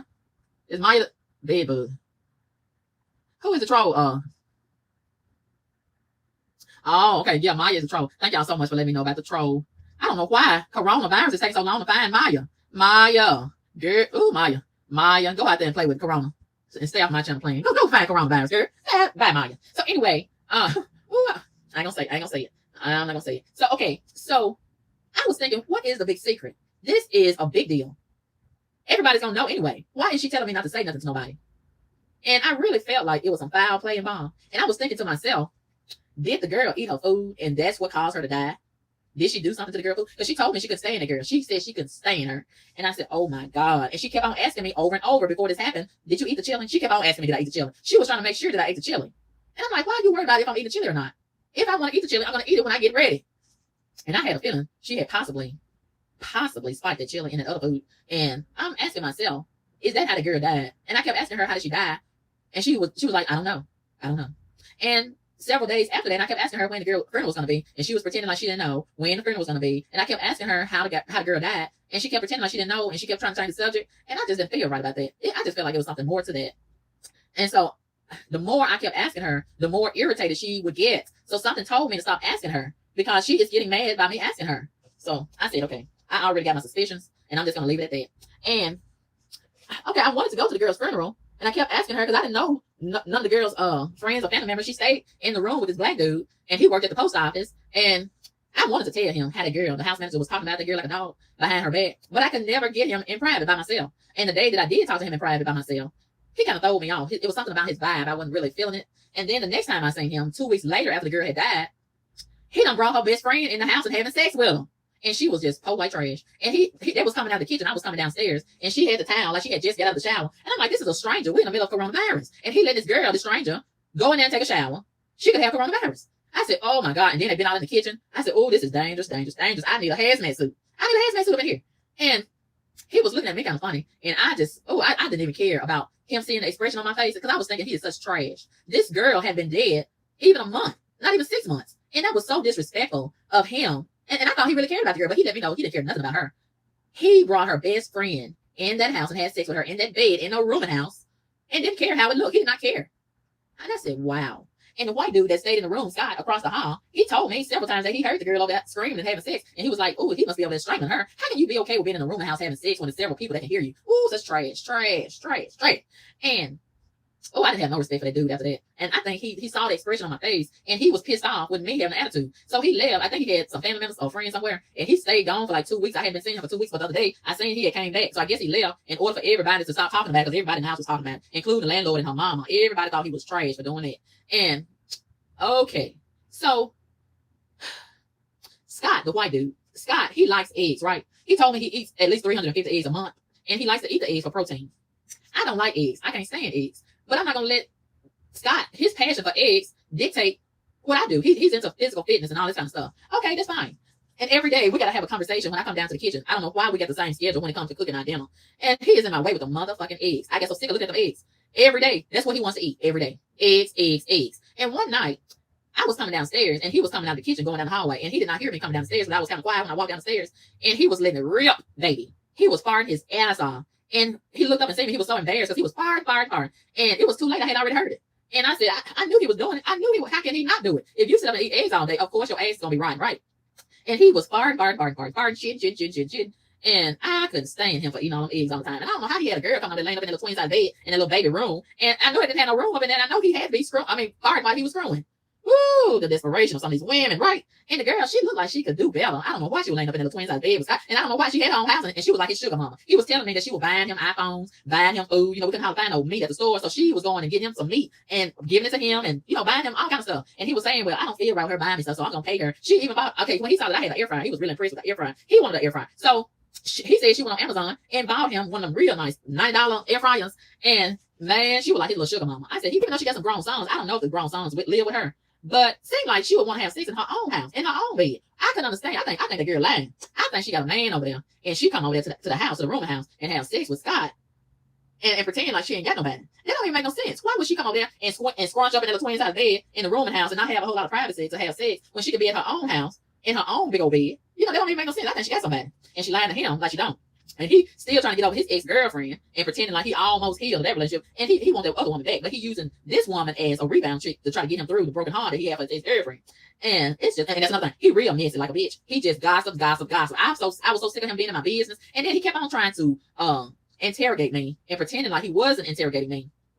And asking me about my business and asking me where I was working. And I didn't lie to him, but I didn't tell him the truth. I really didn't want him in my business because he's a white boy. And some of white folks can be real dangerous, right? And I was trying to throw him out. I didn't want him to know my business. And I told him I was working at a warehouse. And, when they started talking about the essential jobs, and he was reading a list one day downstairs at the kitchen table with that girl, the house manager, him and her was like ace bone coons. And I know they had been talking about me behind my back. And so he was probably telling her, well, she said she worked in the warehouse. And the house manager probably told me, oh, that's not true. That she's lying to you. She ain't working in the warehouse.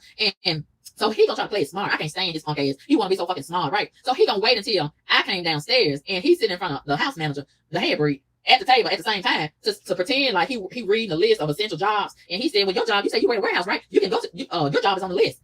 And he said, you work at the warehouse, right? I said, uh-huh. And see, I had already had an attitude, and I had some other stuff on my mind. I didn't have time for this wannabe, smart, suspected white supremacist. I didn't have time for his bullshit. And him and her, two demons at the table. I didn't have time for them. And so she saw that I had an attitude, and she didn't like it because she liked Scott, the white dude. She liked him. And so she wanted me to give him respect as the white man of the house because she got an agenda. She want to fuck Scott. I know she do. She want to throw them big nasty hand-bread legs open and screw Scott.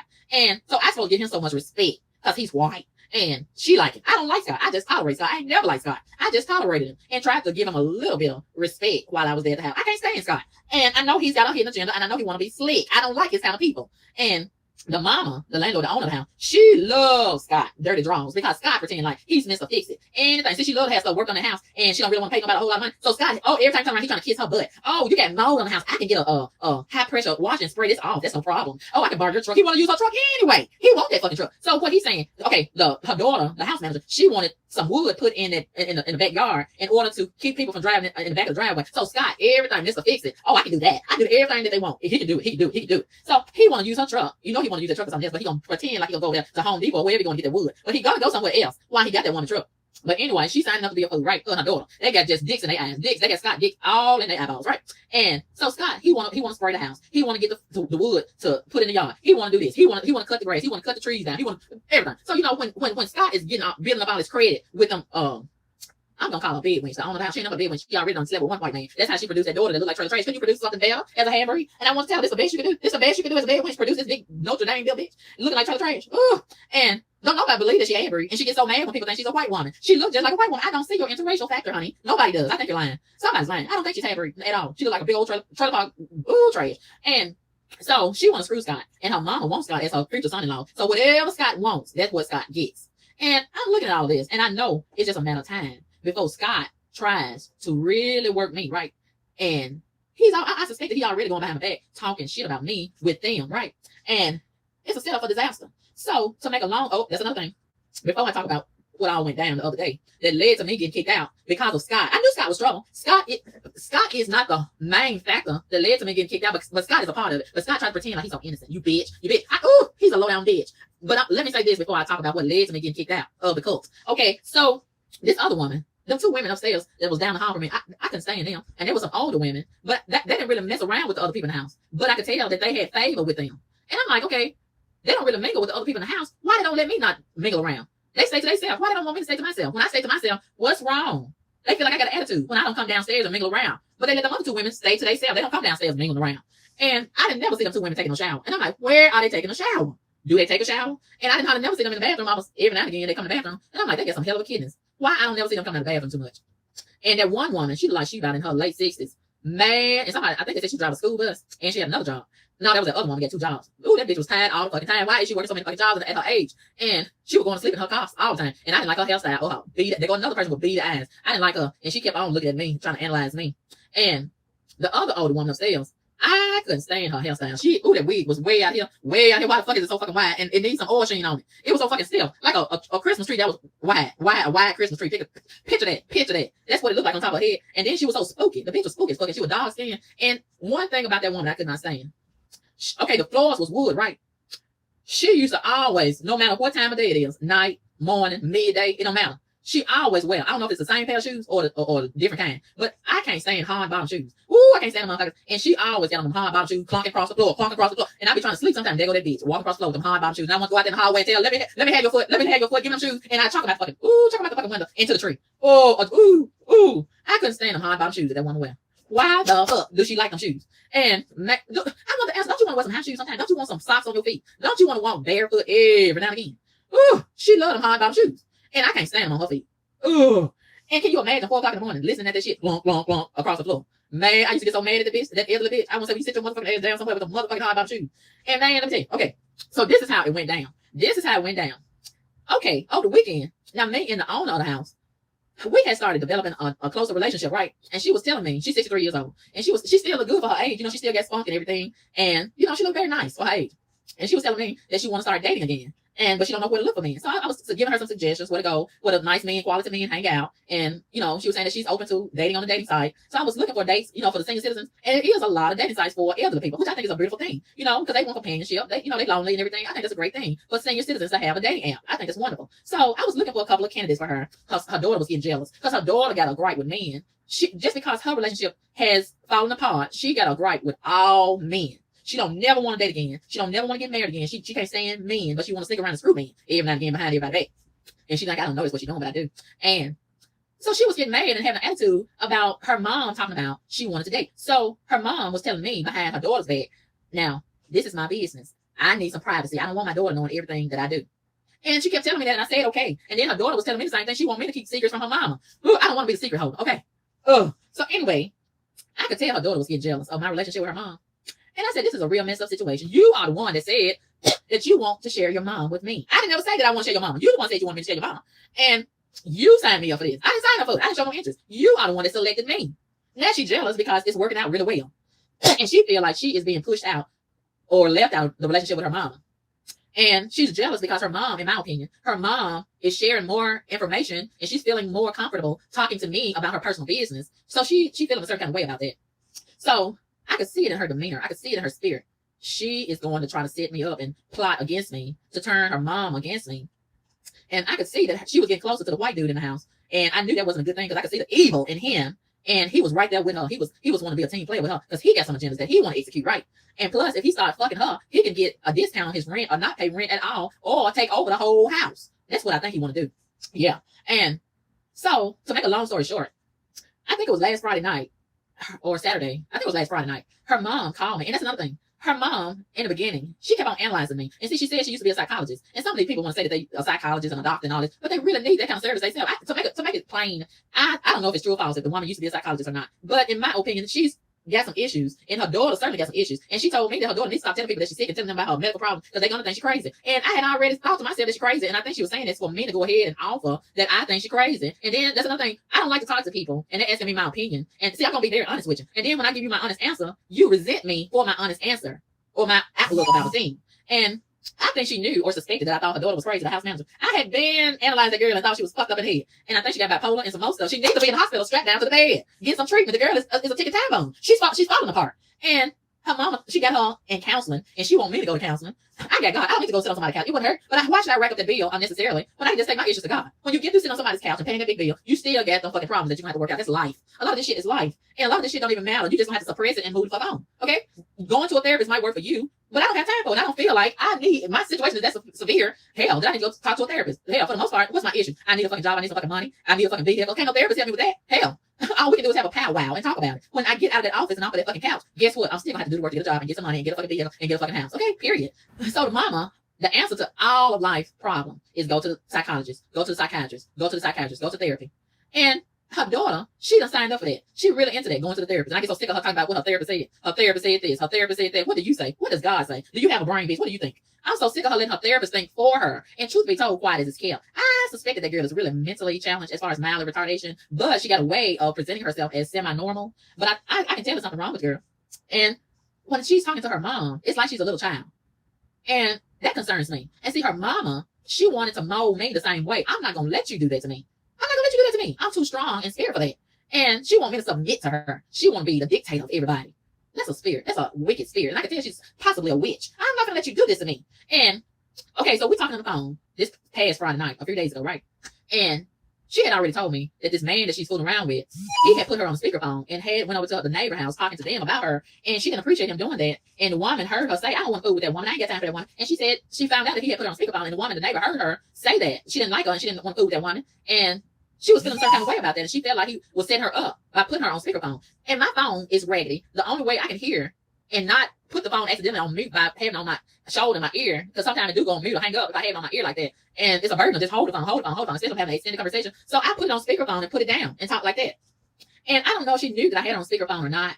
And she had already told me that the hood rats down the hall had said that she could hear me talking on my phone and I was having an inappropriate conversation. So I went over to the window and opened the window because it was very nice that evening outside and I wanted to feel the breeze. And I didn't think nobody could hear me over at the window. And I wanted some privacy. I didn't never have no privacy in the house. Never. And privacy is important to me. It's real important. Everybody deserves their privacy, right? So we're just having a great conversation, right? We're just talking for hours and hours and hours. We had started talking for hours and enjoying each other's conversation. She's giving me opinions about what I should do. I'm giving her my opinion about what she should do. We're having a lot in common for a certain degree. And, you know, I'm giving her a lot of good conversation. And we talked a long, long time that night. And I'm thinking that's the end of it, okay? As far as the conversation goes, that was that. So Saturday, a few days ago, I was downstairs in the kitchen and the white dude was down there and he was giving me a certain energy. And I had a feeling him and her, they've been talking, right? And when people have been talking about you behind your back, they're going to act different around you. You better pay attention to the energy. And the white dude, Scott, his energy was off and kind of concerning me. And at one point, he got up from the table and he went over a few feet away and started standing up over by the washer. And I think that's so unsanitary to have a washer and a dryer in the kitchen. A lot of people do that. I think that's so nasty and unsanitary. But anyway, he was standing over there by the washer and still, you know, chiming in on the conversation amongst the three of us and acting like he's texting on his phone. And I was paying attention to that. It was something about that whole energy of the white dude standing over. Why did he get up from the table and go over there and stand over there? And then, you know, I had been noticing another thing, him and her, a lot of times in the kitchen, they would be giving each other little looks and gesturing towards each other, you know, talking to each other in code and all that kind of stuff. And I wasn't comfortable around them too. I just wasn't comfortable. And she told me, the house manager, the owner of the house, her daughter, she said in front of the white dude, she said, you might want to start letting your window down when you're having phone conversations, because I heard your whole phone conversation last night. And I'm like, wow. And see, I did not realize until that day, her room is right below my room. I'm thinking this big bitch is way over across the way. And her room actually is right below mine, a few feet up from my window. I'm upstairs. She's downstairs on the bottom level. And I was not talking that loud. She was apparently eavesdropping. She's so nosy. She's so nosy. Everybody in the house is nosy. And yeah, she said she heard everything that we was talking about. And she said, I just turned my computer up and went to bed. I didn't think it was any of my business. Oh, yes, you did. You made it your business. You wanted to hear it. That's how you heard it. I was not talking that loud. And I'm like, where can I go to have a phone conversation? Do I have to get underneath a mattress? Where do I go? Everybody can hear and try to hear my phone conversations. And I'm like, why? See, that's why a lot of times I will wait till I get out at the bus terminal or on the bus and do little YouTube videos here and there, because I didn't have no privacy in the house. I dare not do a YouTube video at the house. Oh no, because they listen. Everybody's like, oh, they listen. They're so fucking nosy and they're so fucking messy. And I just didn't feel like I had the freedom to be myself around them, and that's very important to me. I have to be myself, and I'm not gonna let nobody change me and alter me and pick me apart. Whereas I like this part about you, but I don't like that other part about you. I want to throw that part in the garbage. No, you're going to have to accept the whole me or nothing at all. We're not going to play that game. I like this about you, but I don't like that part about you. I'm going to tweak this about you. I'm going to fix you. No, you ain't going to fix me when you already broken, and then you ain't even got the authority to fix me. What if I don't want to be fixed? How about that? Don't have a choice in the matter. I can't stand people. They can always analyze everybody else, but they don't want to analyze themselves. And they raggedy as fuck. But they can't see how raggedy they are. They can only see how raggedy everybody else is. And that's how they are. That's how those people in the house are, the mama and the daughter especially. And so the next morning, Sunday, this past Sunday, the mama called me on the telephone, and she was like, hey, how you doing? And I just get so sick of her because she want to call me early in the morning. And I can't stand for somebody to call my phone early in the morning. And she was like, oh, you got an attitude. And why do people assume that you got an attitude just because you're like, hey, jumping all around? That's not my personality. That's not in my character. And it does not mean that I got an attitude or something wrong with me just because I'm not chipper and you can't hear all this energetic, bubbly, whatever over the phone in my voice. That does not mean that I'm down and depressed and there's something wrong. And it's almost like they try to make something wrong. If I say that I'm fine, why don't you believe me? You sure? What's wrong? You sure ain't nothing wrong? I get so sick of that. Oh, and then if it is something wrong, if I am depressed, I have a right to be. That does not mean there's something wrong. Even if I am having a bad day or I'm feeling down, look at the fucking climate that we are in. I got a right to be depressed. Everybody got a right to be depressed. Shit, it's a depressing situation. But a lot of people, they in la la land, right? They in la la land. They in denial about what the fuck is going on. And I don't understand these people. They still dancing on the internet, still having these little dance challenges and all this bullshit. How can you do that? And these motherfuckers fucking you up. They fucking up everybody around you. And you want to dance? What the fuck? And a lot of these people, they are really messed up in the head, okay? And they try to make you think you messed up in the head. No, motherfucker, you are the one that's fucked up in the head. Not me. I'm woke and I'm paying attention. And I'm not going to get lulled to sleep by the bullshit. No, I'm going to be paying attention. Even if the inevitable happens, I'm going to still be fucking woke, okay? And, okay. So she was like, oh, you got an attitude. I said, no, I'm fine. You sure? I said, yeah, we gotta go through this. I gotta really, really convince you that I'm okay. Why you just can't take my word for it? I said, I'm okay. What do you want? You called me on the phone. What do you want? And she was like, well, I'm downstairs. Come on down. And I could hear in her voice that she had some bullshit that she wanted to execute. So, in other words, her daughter done called her and told her that she heard our phone conversation. So now that she said it in front of that white boy, she done manipulated the situation, I think, and made her mama think that I'm telling her business in front of everybody. Because she's trying to sabotage my relationship with her mama and turn her mama against me because she's jealous of our relationship. And she want to bust that shit up, okay? And she's a very wicked girl. She's a very wicked girl. And her mama's wicked too. Her mama already told her in front of me, let me know that they playing on the same team. Of course they are. She already said a few days ago. And for her to say it was no reason for her to say this. But she told her daughter in front of me, I'm gonna have your back no matter what. And then she's gonna give me a little look, which let me know her daughter been talking shit about me behind my back. And her mama said that to let me know I'm with her no matter what. And she been telling me some shit about you. And I'm gonna roll with her big ass when it all falls down. Okay, fine. Because I don't want to roll with y'all bitches, wicked bitches, no way. Okay? I don't want to stay around y'all for eternity, no way. Okay? I know you're not no good.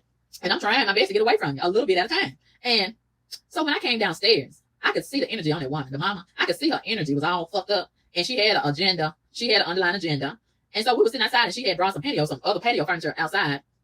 And she done called me, but it's like she is occupied doing some other stuff. And I'm like, why did you even call me out here? And then you acting like you're so busy doing all this other stuff. So we ended up sitting down on the patio. And I was telling her about this other job that I wanted to get, but I had changed my mind. But now I changed my mind again. And she got mad about that and trying to chastise me and tell me, well, you need to find a job and stick with it. And you need to stop moving around. And you need to do this and you need to do that. And I'm like, what about what I want? What I want? What about what the fuck I want? Don't I have a choice in the matter? Of course I do. I don't care if it takes me a long time to settle down and figure out and whatever. That's my life. That's my choice. And it ain't gonna affect you. It ain't gonna impact you. Okay? She has already lived her life. Let me live mine. Okay? She don't have to go through some things to get where she is. Let me do the same. I want to progress, and I told her that. I'm in the process of progressing. Okay? And I'm kind of late behind the 8 ball. I got a lot of catching up to do. It's a lot of things that I want to do to be progressive. And I'm not going to be able to sit still. And a lot of these choices that I'm making concerning these jobs is not necessarily the best choice, but it's a necessary choice in order to get some money to get to the next point of doing what I want to do and going where I want to go. And a lot of times, just like when I go to these different places, as far as housing goes, I'm going out of desperation, not necessarily a choice. It's a choice of desperation. And a lot of these jobs, that may not be the job for me. That may not be what God wants me to be. That may not be what God wants me to be, but I'm going there based on necessity. I'm not going there to get settled in and stay 20 years. No. And then another opportunity presents itself that may look a little bit more appealing. And I feel like God is saying, move. I'm going to move. You know, And that might lead to some better opportunities. I won't know unless I take a risk and take a chance and seeing what it's about. It could develop into something else. I could meet somebody else. I might meet my next husband. I might meet a real good friend. You never know. And that's one thing about me. I'm being led by spirit. I'm not going to listen to anybody on the earth telling me what to do, trying to dictate what I should do and blah, blah, blah. No. And I could miss a lot of opportunities by letting other people try to dictate my life and listen to them. And they'll have me just as discombobulated and crazy and fucked up as they are. I'm not going to listen to other people. No. And she was getting aggravated because I wasn't listening to her and letting her control my decision. And she just saying all this negative stuff and chopping it down, my decision. And, just looking at it from her perspective. I'm going to respect her perspective. But at the end of the conversation, whatever I decide to do is the path that I'm going to take. And that's the bottom line. So you're wasting your time talking to me about what you think I should do. You're wasting your time. And why aggravate yourself like that and get mad because I'm not going to do what you want me to do? She has trained her daughter to do what she wants her to do. But you cannot train me, your fake daughter, who you done adopted in your mind. You cannot train me to do the same thing. I'm not trainable in that aspect. I'm not going to let you manipulate me like that. And so we finished up that conversation. And we went inside. And the white guy, Scott, he was standing up there fixing him some eggs, as usual. And he asked me, I was sitting at the table, and the mama was in the hallway with the daughter, sweeping some trash in the hallway. And her daughter was getting upset because she wanted her to go so she can have some alone time with Scott. And she don't like her mom coming up there and finding stuff wrong to clean up. And it's because she don't like to clean up. And she don't want her mama telling her how to run the house. And I was glad that her mama was over there cleaning up and looking at how the house was because it was a mess. And she was getting annoyed by me talking to her mama because the longer I talk to her mama, the longer her mama is going to stay. Yeah, she was getting annoyed with me because the longer I talk to her mama, the longer her mama is going to stay over there, right? And so I kept on talking to her mama. And she was getting so mad. The girl, her daughter, she was getting so mad. And I could see she was just frowning all up and, she was just so scrunched up in face. Because she wanted her mama to hurry up and move and leave the house. So she could spend time with that white dude and do her little thing. And let everybody do their little thing. The little wicked stuff that they be doing in the house. Because see, they have to just do it a certain kind of way and walk a certain way when the mama come over there, right? And I kept on talking to her mama. And that girl would get so mad. She would get so mad. And then she was like, why is this stuff sitting right here? Why is this right here? And see, that girl, her daughter, she don't like to clean up. She just pretend like she do when her mama come over there. And she was so mad with her mama. And then that's another thing. I was so glad when her mama went over there to the kitchen. And the white dude, Scott, he had started getting real comfortable, putting his feet all in the chair in the kitchen and just doing his thing. And then he started leaving his dishes, pots and pans in the sink. And her daughter, she loves to drink coffee around the clock with her big nasty ass. And then she started leaving all of her coffee cups in the sink. What am I supposed to do when I go there and I need to run some water in the sink and clean my dishes? All of these dishes is in the way. I can't stand dirty dishes in the sink. That's nasty. That draws roaches. And then her daughter likes to drink coffee around the clock. And then she go leaving all this sugar all over the sink and all over the counter. All them ants is coming on the counter. She had like a problem because she big and nasty anyway. Big trash, big motherfucker. And then I don't know why she had them peppercorns all over the counter, all over the floor, and left it there. And her mama was talking about that. And her mama is holding everybody accountable for how nasty the house is. But she know who is doing it, but she won't chastise them one-on-one. Don't chastise everybody collectively. If you know who's doing it, talk to that person and chastise them individually. That's how I feel like that should go. And her daughter, she's real nasty. And that's another thing. They had a real bad habit of being nasty with that microwave. I can't stand a nasty microwave. And I got so sick of cleaning that microwave. And they come behind me and nasty back up. And so her mama had cleaned those dishes in the sink, including the white dude's pan that he had left in the sink. Again, he always leaving his pots and pans in the sink. And he came later, and he said after her mama had went back in the hallway, and he thought that her daughter had cleaned the pot. And he told her, thank you for washing my pot, but you didn't have to do that. And she said, I didn't do it. My mom did it. So I really want to tell him, I'd appreciate if you stop leaving your nasty, dirty pots and pans in the sink, because it is in the way of other people that need to use the sink. That's very inconsiderate. But see, you got to be very careful how you talk in the house.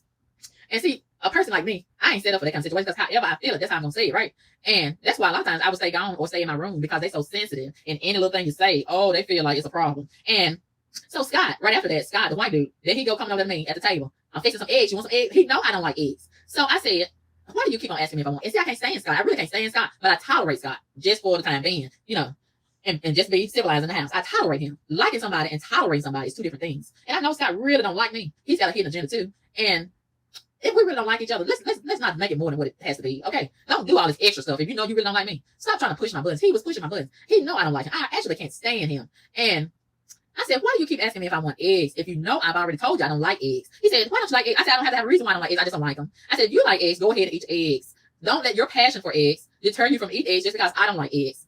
And he said, okay. He said, I'm going to make cook some of that meat because I had went to the church and got 2 big bags of grilled chicken breasts. And I gave them one of the bags because I couldn't eat all that chicken myself. So they put it in the refrigerator. It's a big refrigerator, community house refrigerator downstairs. A lot of people put a lot of extra food downstairs for whatever reason. I never put my food in the refrigerator. And he said, I'm going to cook some of that chicken that you brought. Do you want some of that? And in my mind, I'm saying to myself, I don't eat everybody's food. And you are nasty. You real nasty. You know I'm not going to eat your food, man. And I said, no, I don't. I said, I'm fine. I don't want anything. Thank you very much. He said, what's wrong? There we go. Just because I don't want to eat, something is wrong with me, right? I said, why does something have to be wrong just because I don't want to eat? If you want to eat, go ahead and eat. I don't want to eat. There's nothing wrong with me just because I don't want to eat. There's nothing wrong with me because I don't want to eat eggs. And right then and there, the mama, she came around the corner. She said to me, young lady, I don't like your tone. What's with this attitude? I said, what attitude? I don't have an attitude. I just said I don't want any eggs. I'm fine. There's nothing wrong because I don't want to eat. If he likes the eggs, that's fine. Let him eat the eggs. She said, I've never seen this attitude. I don't like it. I didn't say nothing. And she said, don't let me ever hear you talk like that again. Like she's really my mama. And I'm a little kid. I said, okay. I'm thinking we done with that, right? Wrong. So I got up and she went upstairs with her daughter to go look at something because I had told her that I seen some wasps come in the room, or that other one with the clunky shoes that be all over the floor all the time, stomped around with the high bottom shoes. And so she went up there and she was going to go to the store to get some wasp spray. So they went up there to go check that out. So I went ahead and went to my room. And I'm thinking we done with the whole situation, right? So a few minutes later, here comes the mama again knocking at my door. Whew. I said, okay, come on in. So she comes in. She didn't even ask me if she could sit on the bed. She sat down on the bed. I'm sitting over there by the window with the window open, minding my own business, looking on my phone for alternative housing options. But she didn't know that. And she started talking about this situation again. Oh, Lord. And I'm listening to her, but I'm also on my phone. And she said, look at me while I'm talking to you. And in my head, I'm like, wow. She's talking to me like a little kid, like I'm 5 years old. And I kept looking on my phone and looking outside. And she kept saying, I want you to look at me when I'm talking to you.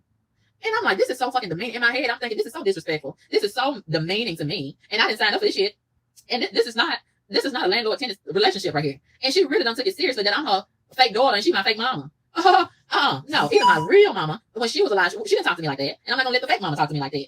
And honey, I kept on looking at my phone. I was looking at her and then I look at my phone. And she could not stand for me to not look at. She wanted me to sit there and look at her the whole time like I'm a little kid and be submissive and be all timid and say, yes, ma'am, I won't do it again. And she was chastising me about talking to the white man with an attitude. And in my head, I'm like, are you serious? Are we really doing this? Are you really putting on your cape and being a super coon in defense of this suspected white supremacist bitch? Are you really doing it? Are you really chopping me down in defense of this white boy? Are you really doing this? Yes, she was. And she meant it too. And I'm like, wow. And I said to her, so I'm wrong just because I'm speaking up. And I really wasn't being serious. I was half joking. That's how we talk to each other. And so you're saying I'm wrong and the white guy's right. And she got so mad when I said that. And she said, that's not what I'm saying. What I'm saying is, in life, it's a certain kind of way you should talk to people because you never know who you're going to need. So in other words, what she's saying to me, I need to learn to kiss butt and shut my mouth and not say what I really mean when I mean it. In other words, you want me to deconstruct myself and restructure myself according to your template and your blueprint. Because that's going to work for you as a bed wench. That ain't going to work for me because I don't want to be a bed wench or a coon. I don't give a fuck what the white boy has to offer. He ain't got nothing that I want. And my blessings and whatever I need come from God. That's what I depend on. Honey, okay? I don't give a fuck about that white boy. And that's really what I want to tell her. But I know she would really went ballistic if I had said that. And I could feel where this was going. And the more I would not look at her, the madder she was getting. And I was not agreeing to what she was saying. And she was getting mad. And she just, all of a sudden, she said, she was in the middle of telling me a story about a situation that she had with some man. And she just stopped and she said, I'll tell you later. And she got up and walked out the room and slammed the door. I knew what that meant. I knew what that meant. Because I was not being obedient and submitting to her and listening to her because I kept on looking out the window. She couldn't say, I didn't know that meant that much to her. She wanted me to sit there and look at her eyeball to eyeball and be like a little 5-year-old kid and be like, yes, ma'am. Yes, ma'am. Girl, back. I'm not doing that. I don't care. I don't care. What you want to take away, what you want to add, what you want to subtract, what you want to divide. I don't care. Okay. And I felt so suffocated and in a bondage in that house. And I said, this is just crazy. This is so satanic. This is so ungodly. I just felt this is not right. And so that same day, I didn't want her daughter to give me a ride to work. I really didn't. I was planning on getting an Uber. She didn't want me to get an Uber. She wanted me to ride with her daughter. So she already done trained her daughter on certain talking points. And she want her daughter to have a certain conversation with me. So her daughter can talk to her behind my back and tell her what I said. So I'm getting ready to get an Uber, right? So she's going to call me a few minutes later and ask me, and then that's another thing. While she holding me up with that bullshit, I was trying to get a ride to go to Walmart because I need to go get me some juice and some water and some more stuff. And I didn't even have time to go to Walmart by the time she got through with me with all the bullshit. And so she's gonna call me and she asked me if I still want her daughter to give me a ride to work. So I went ahead and said okay, because if I had said no, it was gonna be another problem. And she said, well, she waiting on you downstairs. I said okay. So I went downstairs and there she go with her wicked ass, standing outside waiting on me. I had to pass by her to get to the vehicle. She said she's still fucking with me. She's still meddling with me. She's still being messy. So she want to gauge my attitude based on my body language. And if I'm going to be smiling at her when I'm walking to the car and all that bullshit. So I didn't even look at her. And she going to say to me, have a good day. And I didn't say nothing. And I went ahead and got in the vehicle. And she told her daughter, call me when you get back. But she wanted her to call her because she wanted to see how my attitude was on the way to the job. And I didn't say nothing to her daughter the whole ride. And that was very awkward, especially considering we always would be talking in the ride and in the house. So that was very awkward. And there was a lot of tension in the air. And that night, same thing. When she came to pick me up, we didn't say nothing to each other. The next day, same thing. And the next day, I text her And I said that I was going to get another ride because I had somewhere to go that day to work. But I asked her if she would pick me up. And I only did that because her mama wanted her to pick me up. And I didn't want her mama calling me to ask me why you ain't having her to give you a ride. I don't want to have to deal with that. And she had already said, I don't understand why y'all not talking. And see, that's another thing. She was giving priority to the hood rat. She was giving the hood rat a ride to her job. And every time I would ask her if she could take me to my job, oh, I got to take Daphne. That was a hood rat name. Daphne this, Daphne that. And I can't stand no bitch named Daphne, by the way. And Daphne, oh, she looks so fucking nasty. She got all fucking tattoos all over her fucking thigh, all down her fucking hood rat leg, and all these fucking ghetto ass tattoos all over her fucking arm, all upside her neck. She looks so fucking unsanitary and nasty as fuck. And then I didn't realize her head looked such a disaster as it do. And she wore them old hood rat wigs and hairstyles. And the other day, when I was outside talking to the landlord and her daughter, Daphne came outside with them damn booty shorts on, looking so fucking gross, and they just all in Daphne's face, grinning. And I want to say, what the fuck? Y'all in love with this trash. This is fucking trash. And they want me to have a good relationship with the trash. I don't fuck with those kind of people. But behind her back, they talking about her like a dog, but in her face, they just cheese, and they so in love with her. And then she go with them nasty ass teeth, smiling at them, and yes, ma'am, and all this goof ass shit. And she looks like a fucking Doberman pincher in the face. I can't stand her face. Oh, she looks like a Doberman pincher. And oh, just so fucking ugly and nasty and gross. And that day, Saturday, when she came outside, I got a real good look at her. I usually wouldn't look at her because I can't stand her. I don't even like to look at her. But I got a good look at her. She was standing in front of me looking so fucking nasty. Ooh, she looks like she need a fucking boiling bath. And the girl, oh, her hair was so fucking rough looking. And she was missing some edges. And I said, wow, I see why she went on fucking wigs. Look at that shit on top of her head. And she looked a disaster. She looked a mess. And she wear them old ugly fake eyelashes. She looks terrible with eyelashes. And she didn't have the eyelashes on. Damn, she looked even worse without the eyelashes. Oh, a complete mess. So that night, I think it was Sunday night, this past Sunday night, her daughter had came to pick me up. And I had been feeling in my spirit, there had been a shift. And I knew they had been talking about me like a dog behind my back while I was at work in the house. Yeah. And I had a feeling they probably had been going in their room while I've been gone to their job. And I had been having a feeling that girl, the daughter, she had been coming in my room while I was gone a lot of times because I could smell her when I would come back sometimes. And the door, it had started closing a funny kind of way. It wouldn't, really close as easy as it had been. And I could see on the side of that door by the doorknob, it looked like somebody had took a knife or something and had pried it open, possibly. But I'm like, they got a key, or maybe they gave me the main key and they didn't have a key and they had to break in while I was gone in order to do some low down stuff. And that's another reason why I was very careful about putting my stuff in the refrigerator and leaving. And most of the time I would put extra bags around my stuff, and there's no way to kind of live in a place, right? Having to put bags all around your juice and your water, and if I had some food left over, I wouldn't leave it in the refrigerator and come back and eat it. No. And okay, so that's this past Sunday night when I got picked up by the daughter once again. This the second or third day that we ain't talking to each other, right? But I'm still trying to be civil towards her, When I came down that morning to go to the bathroom, I just waved to her while she was sitting at the kitchen table. But she didn't wave back. She didn't say nothing. So I was feeling, it was a big shift then. And it was about to explode and go down. Yeah. So when she came to pick me up Sunday night, 2 days ago, it was very quiet in the car. All the way, once again. And when we got to the house and she parked the car, her vehicle, when she parked her vehicle, and I was getting ready to get out, she said, me and you need to have a talk before you go in the house. And in my head, I'm like, oh, hell, here we go with the bullshit. So she says, me and Mom, we've been talking, and we've decided that it would be best for you to just move out because everybody feels like they're having to walk on eggshells around you, and they don't know when they're gonna do something or say something to set you off. I said, okay, that's fine. I can move. She said, she wants you gone by tomorrow. I said, okay, that's fine. I'll go. And she was just so shocked, and I looked over at her, and she had the most satanic look on her face, and even her hair was looking satanic. I have never seen that satanic look about her. And I think she was expecting me to just try to reason with her and beg and plead and apologize. Girl, bye. She must have forgot I was the one that tried to leave twice before. And her and the mama, they talked me out of it and convinced me to stay. I wish I had left. I wish I had never went there at all. I never should have came to stay there. But I was desperate. And I said, okay, that's fine. I can go. And she was looking so puzzled. She really was expecting me to beg to stay. Girl, I'm not going to beg you. We ain't got nothing to talk about. And she was like, are you still going? Because I had told her that I was probably going to go to another city and try to work. And she was like, are you still going? Where I told her I was going. And I said, I don't know. And I'm like in my head, why is that even your business? You still in my business. At this point, I'm not obligated, though I never was. I'm not obligated to tell you nothing else. This is the end of our relationship, period. And wherever I go from this point is my business. Whew. And honey, I was tired from working that day. But I was so, have you ever seen anybody glad to get kicked out? I was so glad. And I was really intending to start packing my stuff weeks ago. Because I knew I was going to get to this point where I had to get out of there. And I went in there and I started throwing stuff away. And I started packing my stuff. And it was like 11:30. And I told myself I'm going to do this for like an hour, maybe 12:30. But I ended up staying an extra hour doing all of that. And I didn't get into bed until maybe 2 o'clock. And then I set my alarm for 5 o'clock. I was so fucking tired when I got up. But I had to get up and find me somewhere else to go. And I had another place in mind, but that one was fucking around and bullshitting around. And so I had to get an Uber because the buses wasn't running, and that cost a lot of money. And then I went ahead and got the hotel, and the hotel was so fucking expensive. And oh, I was so mad about that. But I had to do what I had to do, and I'm just gonna stay here the next couple of days, and then I'm going somewhere else. And I ain't gonna say what that is right now, but I believe it's gonna work out for the best. At least that's what I'm hopeful about. And I'm just trusting God. And see, this is not the time to be moving around. And this is not the time to be staying in these hotels because people be going from place to place. And we got the coronavirus going on. I'm just praying to God. And I ain't got no Lysol. And I need some Lysol. Be spraying all this stuff down. I do got some disinfectant spray for that bathroom. But we need some disinfectant spray for that bed. And I just pray to God to keep me covered. You understand me? And I've been touching the remote control for this TV. Woo, Jesus Christ. And I'm trying not to be paranoid about this coronavirus. But I got to admit, when I have a little feeling in my throat, I'll be concerned about it. Because I've been hearing this how I get started. Having a funny feeling in your throat. And if I feel a little ache and pain in my body, I get so concerned that I pray about it and I say, God, let your will be done. We're in a wicked, wicked world. It ain't the world, but we got a lot of wicked people in this world. It ain't the world. The world ain't responsible for this. There's a lot of wicked spirits in this world. And I'm asking God that his will be done, because if we get caught up in all of this, we will be crazy. And that's what the enemy wants. The enemy wants us to be crazy and focus on the coronavirus. Oh, the boogeyman, the coronavirus, it's going to get you. No, I'm going to focus on God. That's what I'm going to focus on. And let God's will be done. That's what I'm going to focus on. And, you know, I'm going to be cautious and I'm going to be informed. But I'm not going to be scared and all shook up and paranoid and all this kind of stuff. And a lot of this stuff, I ain't going to say it's staged, but I think some of this stuff is staged in order to create and present a certain narrative. And it's a lot going on right now. It's a lot going on right now.